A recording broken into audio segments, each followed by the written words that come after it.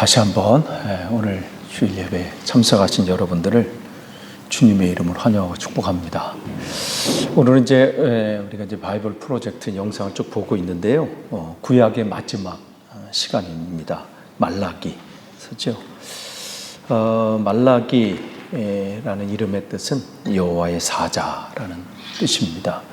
그래서 느헤미야서와 또 느헤미야, 에스라와 비슷한 시대, 같은 시대에 활동했던 그러한 사람입니다. 그래서 오늘 그 말씀을 보겠는데요. 아이들이 이런 질문을 했다고 합니다. 너희들이 엄마 아빠에게 원하는 것이 뭐냐? 엄마 아빠에게? 그러니까 엄마 아빠들의 예상은 뭐라고 대답하냐면, 우리 아이들은 이렇게 대답했을 것 같습니다. 시간을 좀 더 내서 나와 놀아줬으면 좋겠어요. 이렇게 예상을 한 거예요. 근데 결론은 뭐냐면, 실제 대답은 엄마 아빠가 좀 행복한 얼굴로 웃으면서 살았으면 좋겠어요. 이게 아이들의 대답이랍니다.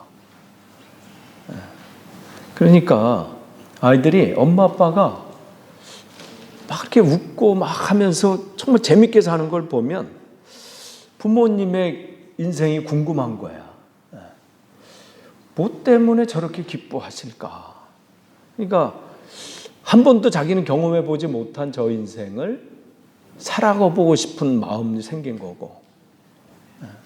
그러니까요, 자녀들에게 뭘 어디 데리고 가고 그거보다 더 중요한 거는요, 여러분이 행복한 거예요. 여러분이 행복해 하면요, 아이들이 여러분의 인생을 궁금해해요. 그 얘기는 우리가 더 나아가면요, 우리 그리스도인에게 적용할 수 있어요. 교회 다니는 우리들이 예배당에서는 집사님, 성도님 막 갔다가 나가는 순간 죽상이다 해가지고 이 인생을 어떻게 살아야 되나, 또 내일부터 또 직장. 그러면요, 아이들이 보면 우리 엄마 아빠는 뭐가 문제인가 이렇게. 또 믿지 않는 사람들은 저분은 교회 다닌다고 하고 예수님 믿는다는데 뭐가 저를 저렇게 힘들게 할까? 아니, 내가 세상 살아가는 것도 힘든데 교회에도 뭔가 큰 문제가 있나 보다. 교회 갔다 와도 저러면 내가 살기도 힘든데 교회 가서 또 다른 짐을 내가 지고 사는 게 마땅한가? 관심이 없어요. 오겠어요? 나 같아도 안 가? 근데 저분을 보면 내가 저분의 삶이 형편도 잘 알고 문제도 있고 어려움도 있는데 얼굴이 기뻐. 근데 노 프라블럼 이래. 괜찮다. 뭐지 저 사람은? 교회에서 뭘 저렇게 배우고, 저가 믿는 예수는 어떠한 분이길래 저렇게 행복할까? 그런 관심을 갖게 돼요. 그런 면에서 보면요, 전도가 안 되는 거는 세상이 악해서도 아닌 것 같고요, 믿지 않는 사람이 어떻게 해서 하는 게 아니라 어떻게 보면 교회 다니는 사람이 문제가 아닐까, 이런 생각을 해요. 아니, 그 일이 재밌지 않고 행복하지 않은데 그 일에 관심을 두겠어요? 그러니까 여러분 자녀들에게는요, 억지로라도 행복하세요. 억지로라도. 결혼 생활 행복하지 않은데 너 결혼해야지. 아이고, 누가 하겠어 그걸. 속 대답은 아니지만 엄마 아빠나 열심히 사세요, 이렇게 하겠죠. 그럴 거 아니겠어요? 그 고된 상황을 나도 가라고? 근데 여러분 아무 말도 안 하고 여러분 정말 행복하게 막 지지고 볶고 살면요, 관심이 있어. 뭐지 저긴? 그 얘기는 뭐냐면 오늘 본문 하려고 그러는 거예요. 우리 신앙생활. 주님은 이 모든 우리가 지금 계속 구약 성경을 보여주고 있는 성경 전체는 우리가 행복하기를 원하시는 거예요. 무거운 짐을 나홀로 지고 견디다 못해 쓰러질 때가 아니고, 우리 신앙생활을 하나님은 기뻐하기를 원하세요. 그래서 그 방법을 알려주는 게 성경이에요. 그 방법을 알려주고 어떻게 하면 행복한 삶을 살까, 어떻게 하면. 그러면서 이제 오늘 말씀 속에 말씀 보면요. 7절을 말씀 보면요. 이거 좀 켜주세요. 네. 네. 네, 됐어요. 네. 뭐라고 말씀하시냐면 너희는 내 규례를 떠나서 지키지 않았다. 언제부터? 지금이 아니라 조상 때로부터. 네. 그럼 여기서 규례라고 하는 거예요. 여러분 성경을 이렇게 읽으실 때, 특별히 구약 성경 읽으실 때 이 규례라는 단어도 나오고요. 명령, 법도, 율법 뭐 이런 단어들이 나오면요. 그냥 하나로 생각하시면 돼요. 하나님의 마음, 하나님의 마인드, 하나님의 뜻, 하나님의 계획. 이렇게 생각하시면 돼요. 그거를 다양한 표현으로 썼어요. 율법이라고 표현하고 법도, 명령, 규례. 근데 그들이 어떻게 너희는 나의 뜻을 떠나서, 즉 하나님의 뜻을 떠나서 하나님의 마음을 떠나서 하나님의 계획을 떠나서 지키지 않았다. 그러니까 십계명도요. 뭘 10가지 지키라 그걸 말씀하신 게 아니라 결국 그것은 그 안에 하나님의 마음이 담겨져 있어요. 하나님의 마음은 뭐예요? 하나님을 사랑해라. 그게 그냥 그걸 이렇게 또 늘려놓으신 거예요. 하나님을 사랑하면 어떻게 돼요? 하나님만 섬기게 돼 있어요. 하나님을 만나는 시간이 너무 좋은 거예요. 우상을 섬기라고 아무리 해도 섬길 수가 없어요. 왜 바람을 펴요? 사랑이 식어져서. 시선을 딴 데 고정시키니까. 저 남자랑 사는 사람은, 저 여자랑 사는 사람은 얼마나 행복할까. 이렇게 돼버리니까. 그러니까 그걸 떠나서 지키지 않았다는 거예요. 그러니까 어떻게 보면 정말 이 본문을 통해서 우리를 점검하는 거예요. 나는 지금 어떠한가? 하나님의 마음을 떠나서 살고 있나? 아니면 그 안에 있는가? 근데 사도행전 7장 42절에 보면요. 이스라엘 가문아 이렇게 얘기하면서 너희가 40년 동안, 이 40년은 언제예요? 그들이 이집트에서 거기서 이제 탈출한 거잖아요. 떠나온 거, 이제 출애굽한 거예요. 그때 광야를 이렇게 지나면서 뭐라고 말씀하시냐면 희생물과 제물을 내게 바친 일이 있느냐. 그런 거예요. 그러니까 그들이 40년 동안 이 말은 뭐냐면 예배 드린 적이 있느냐 이 말씀을 하는 거예요. 아유, 그들이 왜 안 했겠어요? 열심히 했겠죠. 나름대로. 이것도 바치고 저것도 드리고 뭐 예배도 하고 찬송도 하고 뭐 여러 가지 했을 거예요. 그런데 왜 하나님이 이렇게 단호하게 말씀하시냐면 하나님 보시기에 원하는 번제나 그런 예물을 드린 또 예배가 없었다 이렇게 말씀하시는 거예요. 이게 문제가 되는 겁니다. 이게 문제가 되는 거예요. 그러니까 여기서 희생물과 제물을 오늘 이 시대로 바치면 예배라고 바꾸면 돼요. 너희들이 지금 동안 나에게 예배를 드린 적이 있느냐 이 말씀을 하시는 겁니다. 그러니까 우리가 아무리 1년이 52주잖아요. 52주 한 번도 안 빠지고 예배 자리에 참석했다 할지라도 예배도 잘못하면 하나님께서 원하시는 예배가 아닐 수 있다는 거예요. 모든 집회에 참석하고 모든 모임에 참석해서 난 나름대로 열심히 한다고 했는데 하나님께서 내가 나에게 예배 드린 적이 있느냐 이렇게 물으시면 큰일 아니겠어요? 그러니까 이 말씀을 통해서 나의 예배를 점검하는 시간이 되기를 원합니다. 이 시간이 여러분의 생애 마지막 설교가 될 수 있다고 생각하는 마음을 갖는 거예요. 그 마음으로 제가 이제 한국을 방문해서 이제 아버님의 상태도 보고 뭐 이러면서 생명은 내가 어찌할 수 없는 거구나. 오늘이라도 부르시면 가야 되는 게 내 인생이구나. 한국에 있는 동안 그 미국에서 그 비행기 사건도 우리가 여러분도 아시잖아요. 민간 항공기하고 그 이 토마호크인가 그 헬기 그게 그냥 그 공중에서 부딪힌 거잖아요. 그냥 거기 사람들은 그 순간 알았겠어요? 그 비행기 타는 난 곧 간다. 이걸 누가 알았겠어요?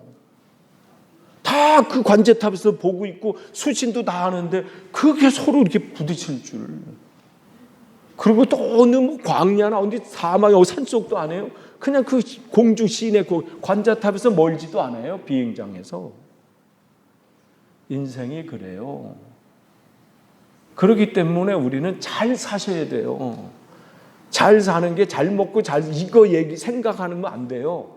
하나님 말씀대로 사시는 게 잘 사시는 거예요. 그러다가 우리는 때가 되면 잘 가셔야 돼요. 잘 가는 게 중요해요. 이 땅에서 뭐 잘 먹고 잘 살고 대단하게 살아도요, 잘못 가는 사람이 있어요. 그래서 이 말씀을 주시는 거예요. 그래서 나는 지금 예배를 잘 드리고 있나?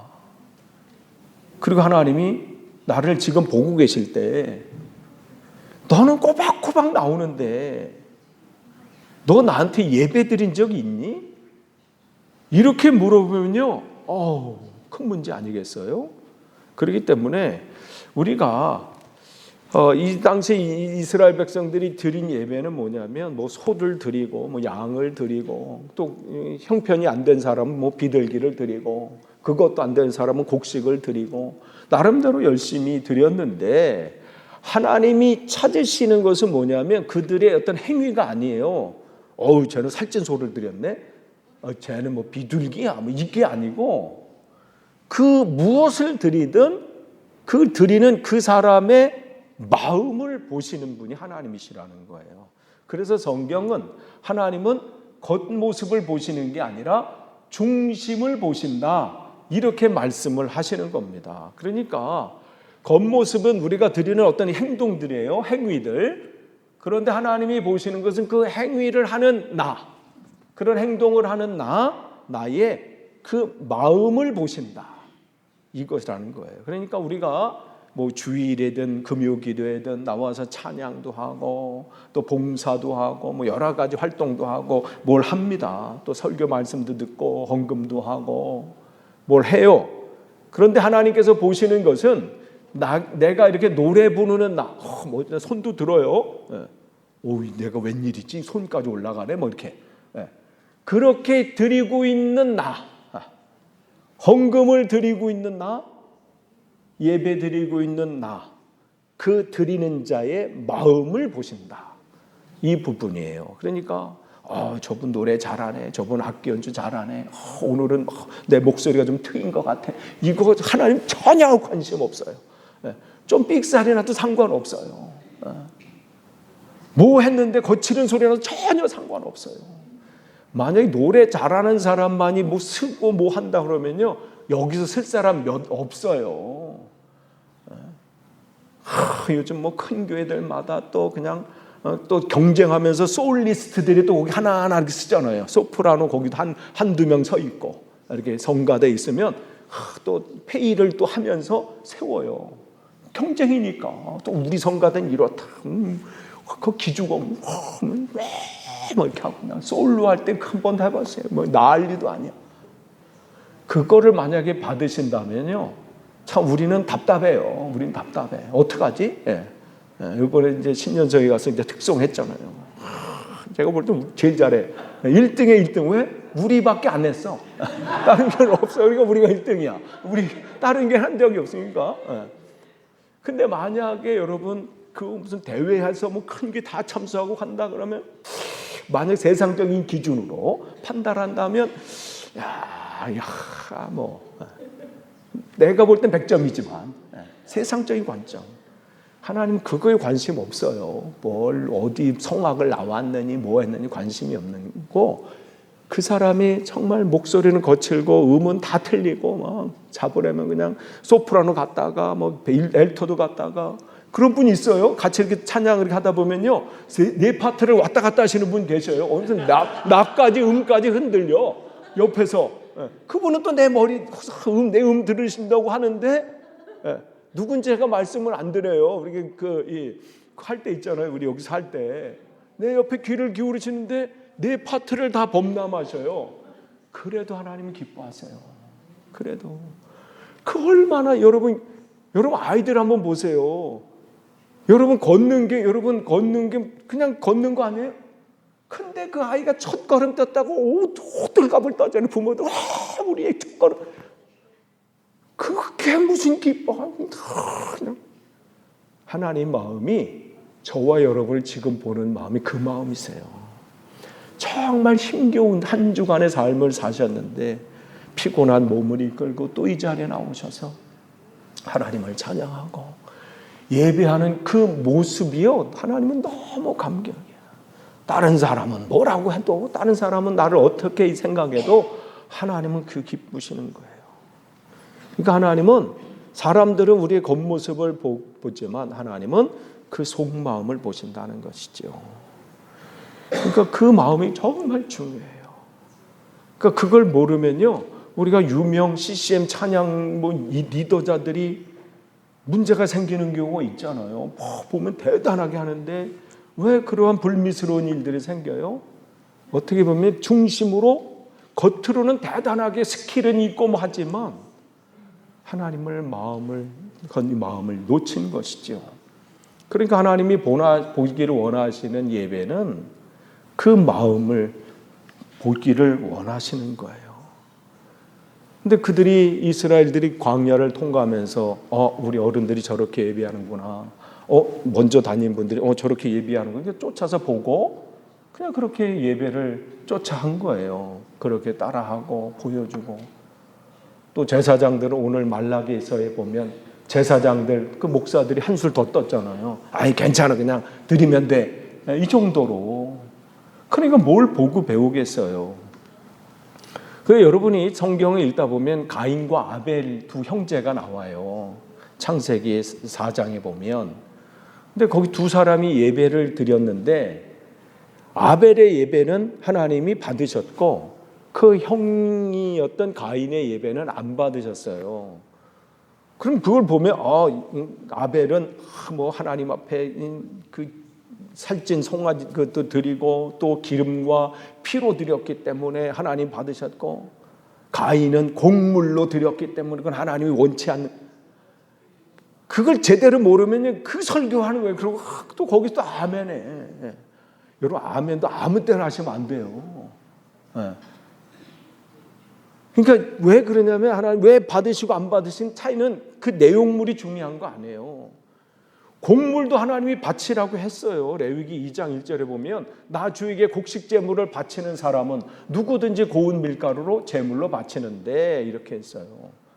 곡식도 하나님이 받으시는 예물이에요. 형편이 안 되면 곡물로도 드렸어요. 그럼 왜 안 받으시냐? 이 오늘 본문에 나온 거 똑같아요. 마음이에요, 마음. 아무리 대단한 걸 드리고 대단한 걸 하나님 앞에 바쳐도요, 하나님이 보시는 그 사람의 마음이에요, 마음. 그런데 아벨은 그걸 드리면서 하나님, 이 모든 것은 다 주님의 것입니다 하고 바치는 거예요. 그걸 어떻게 알아요?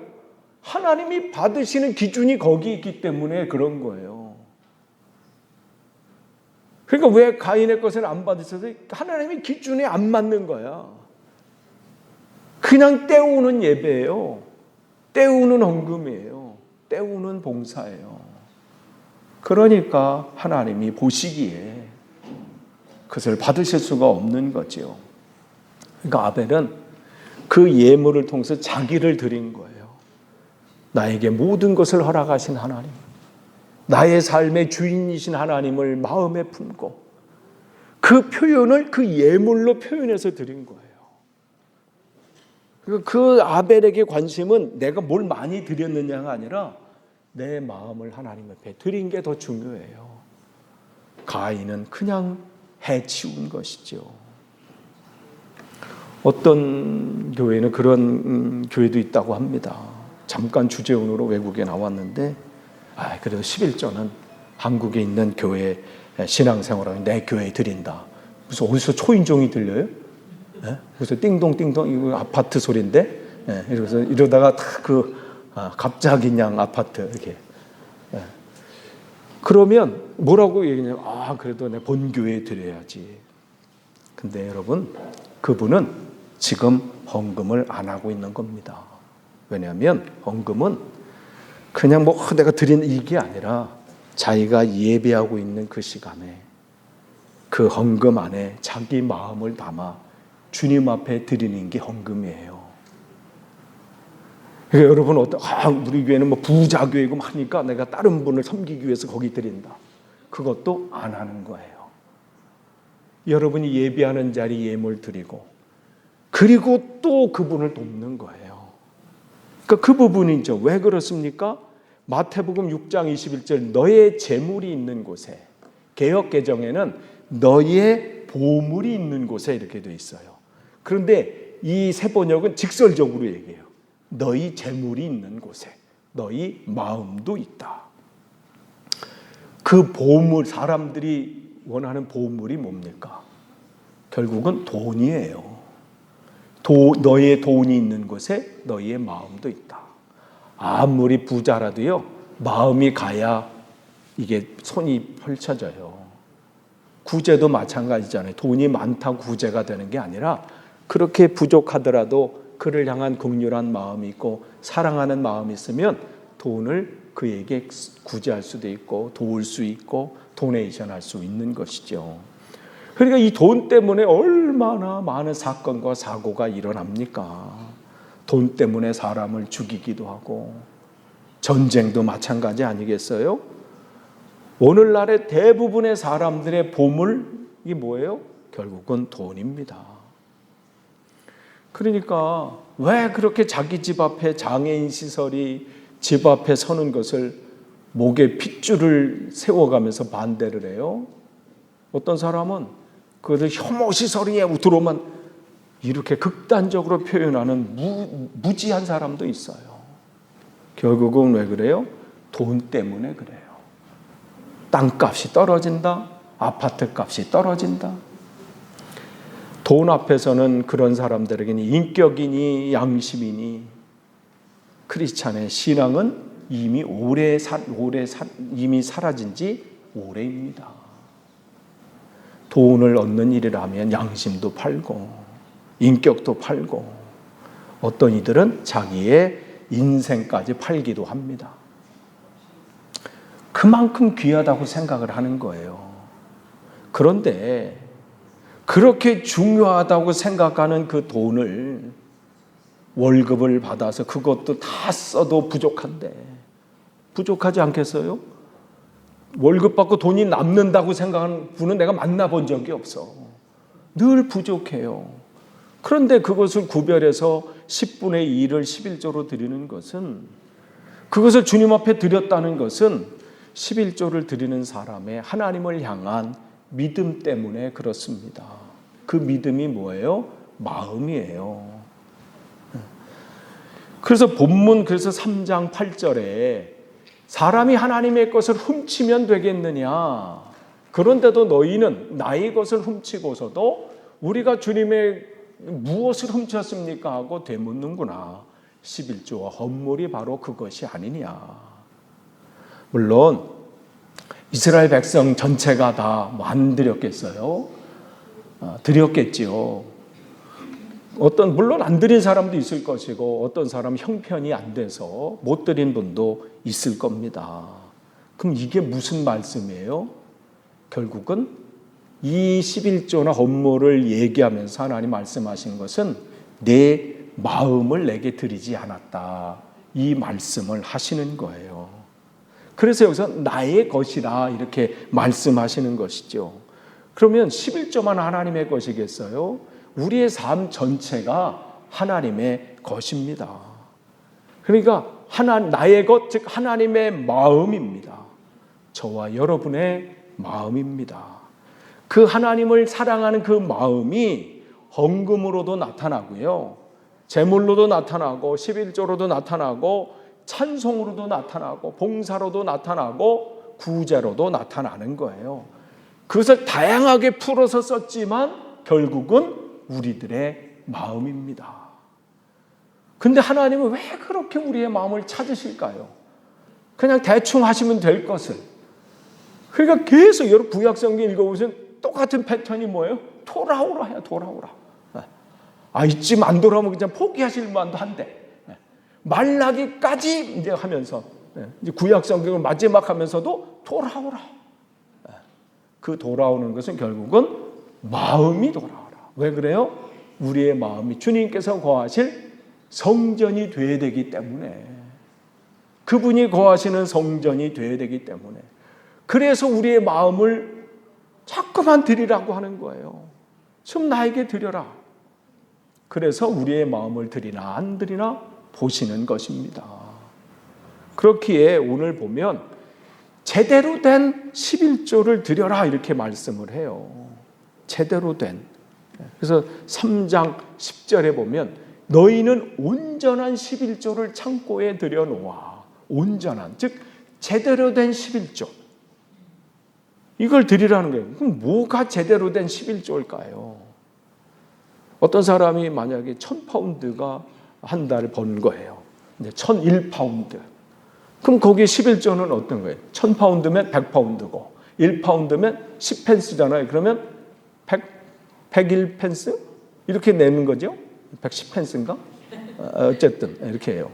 그런데 상황이 안 돼서 그냥 세상을 우수리는 다 떼고 1000파운드에 이제 100파운드만 하자. 그럼 그건 온전한 11조 아닌 거예요? 10펜스를 안 내서? 그 얘기를 하는 게 아니라 이 예물을 하나님 앞에 드리면서 주님 하나님 아버지, 제가 지금 11조로 드리는 이게 100파운드든 50파운드든 200파운드든 이것은 하나님의 것입니다. 왜냐하면 하나님께서 저를 통해서 하나님께서 하셨기 때문입니다. 저는 주님의 몸일 뿐입니다. 아버지께서 나를 통해서 아버지께서 하셨습니다. 이 사실을 몰랐을 때는요, 내가 예물 드린다고 생각했어요. 우리 교회에서 내가 11조 안 하면 우리 교회는 안 굴러가. 막 이렇게. 내가 뭐 이렇게. 그런데 주님을 믿는다고 하면서도 내가 열심히 직장 생활하는 거고 내가 일터에서 내 힘으로 일한다고 생각을 했습니다. 이제는 내가 주님을 영접하고 나를 주님께 드렸기 때문에 이제는 주님께서 저를 통해서 주님께서 제 안에서 그 일을 하셨습니다. 저에게 이 일을 감당할 수 있는 지혜를 주셨고 그 일을 감당할 수 있는 건강도 주셨고 이 일을 할 수 있는 직장의 기회도 내게 주셨습니다. 그러니 주님이 주신 모든 것, 그게 1000파운드가 됐든 2000파운드가 됐든 3000파운드가 됐든 내 월급, 내 연봉 전체는 하나님의 것입니다. 그런데 영이신 하나님께서 내 안에 사시면서 내가 그 안에서 계속 사시기 위해서 주님께서는 10분의 9는 내 몸을 위해 사용하라고 하셨습니다. 10분의 1은 모든 것이 하나님의 것이라고 하는 마음의 표시로 주님 앞에 드립니다. 나의 모든 것은 주님의 것입니다 하는 그 증표로 나는 주님의 것으로 이런 마음을 담아서 11조를 담아 드리는 것이 온전한 11조입니다. 그래도 내가 교회 직분자니까 안 하면 또 체면도 있고 이게 아니라 그 안에 하나님의 마음, 나의 모든 것을 허락하신 하나님, 나에게 이 일을 감당할 수 있는 건강과 기회와 직장과 모든 것을 허락하신 그 마음을 거기에 담아서 드리는 것. 그런 마음으로 만약에 드리지 않고 저 사람은 얼마 드렸네, 나는 저 사람이 내가 이 정도 드렸어, 내가 다른 사람으로도 이 정도 내가 드렸으니 하나님은 나중에 나에게 더 축복해 주시겠지, 마치 세상에 투자하듯이 그 사람은요 안 드린 거예요. 그 사람에게 주님은 질문하십니다. 내게 내가 예배를 드린 적이 있느냐? 그러면 11조만 잘 내면 하나님 앞에 돌아간 것일까요? 11조만 내면 하나님께서 기뻐 받으시는 예배가 되는 건가요? 오늘 이 주님은 이 11조를 예를 든 거예요. 결국은 우리의 마음이 돌아와야 된다는 거예요. 찬양을 하실 때도 노래로 끝나서는 안 됩니다. 내 목소리가 좋아 이게 아니라 거칠은 소리대로 주님 내 마음을 담습니다. 내 삶에 정말 힘겨운 순간이 있지만 그 가운데서 주님 말씀하시면 내가 나아가고 주님 뜻이 아니면 내가 멈춰서는 믿음을 내게 허락해 주십시오. 그 고백으로 찬양을 하고 노래를 하실 때 그 노래는 뭐예요? 마음을 드리는 노래가 되는 거예요. 아무리 뭐 소리를 뭐 해서 뭐 남들이 볼 때 저분 누구야? 그런 소리를 한다 할지라도 그 마음이 안 담겨 있으면 하나님은 안 받으셔요. 그건 헌금도 마찬가지고 봉사도 마찬가지고 설교 들으실 때도 여러분의 삶의 모든 순간도 마찬가지입니다. 그렇기에 찬송은 입으로만 노래하는 것이 아니라 마음으로 부르셔야 합니다. 설교는 귀로 듣는 것만 아니라 사모하는 마음으로 들으셔야 합니다. 헌금도 11조도 봉사도 모든 수고 헌신도 마음으로 드리셔야 합니다. 이것이 주님께 돌아가는 것입니다. 끝을 맺습니다. 주님은 구약 성경을 마지막을 마무리하시면서 또 질문하십니다. 내게로 돌아와라. 그것은 마음이 돌아가는 겁니다. 여러분, 작은 것부터 큰 것까지 여러분 마음을 주님께 드리기를 원합니다. 예물 속에도 마음을 담으시고요. 찬송 속에도 봉사 속에도 모든 활동 속에 아니 여러분의 삶 전체 속에 하나님을 담으셔서 그 하나님으로 기뻐 받으시고 하나님께서 말씀하시고 오죽하면 나를 시험하라고 말씀하시잖아요. 내가 너희 삶에 부어주시지 않겠는가. 그 부어주시는 건 다른 거 아니에요. 평강과 희락입니다. 그 신앙 삶을 통해서 여러분 또 기쁨의 삶을 살지만 여러분의 자녀들이 복될 겁니다. 여러분이 그러한 모습을 보여주시고 또 믿지 않는 사람들이 보여주심으로 하나님의 나라가 확장되는 데 온전히 쓰임 받으시기를 축복합니다.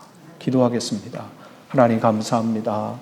오늘 주신 말씀을 기억하면서 내 삶을 점검합니다. 내 마음을 드리는 예배가 되게 하시고 삶이 되어서 주님께서 원하시는 곳에 아름답게 쓰임 잘 받다가 주님이 때가 돼서 우리를 부르시면 기쁨으로 주님을 맞이할 수 있도록 만날 수 있도록 역사해 주옵소서. 예수님의 이름으로 기도합니다. 아멘.